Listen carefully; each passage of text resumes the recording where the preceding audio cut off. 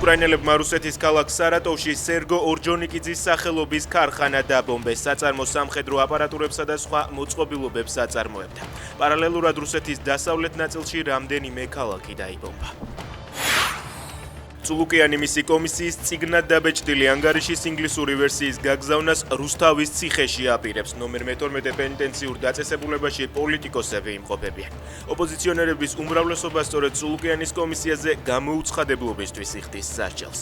ხვალ საპატიმროს დატოვებს იგივე მიზეზით მჟავდებული ზურაბ ჯაფარიძე. არ შეგვიძლია პარტნიორები ვიყოთ რუს ჯაშუშთან სწრაფად ქმედება და ივანიშვილის წინააღმდეგ სანქციების შემოღება გვჭირდება. ამის შესახებ პოლონელმა ევროპარლამენტარმა მალგოჟატა გოშევსკამ განაცხადა. ევროპარლამენტის ხდომაზე საქართველოში დემოკრატიული კრიზისის თემა დებატებისას განიხილეს. ევროკომისრებმა დაადასტურეს, რომ ოცნების ჩინოვნიკების დასანქცირებაზე მუშაობენ.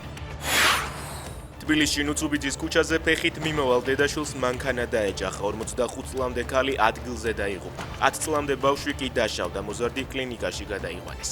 მომხდარზე დაწყებულია გამოძიება.